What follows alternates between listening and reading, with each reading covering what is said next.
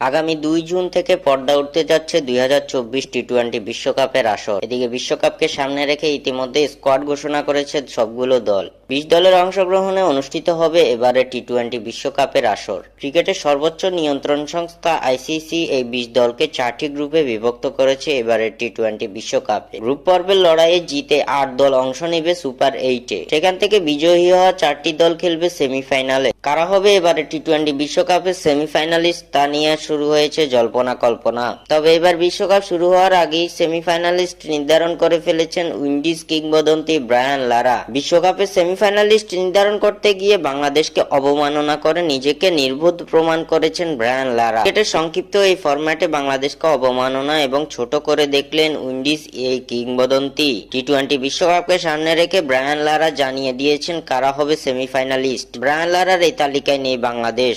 ২০২৪ T twenty বিশ্বকাপে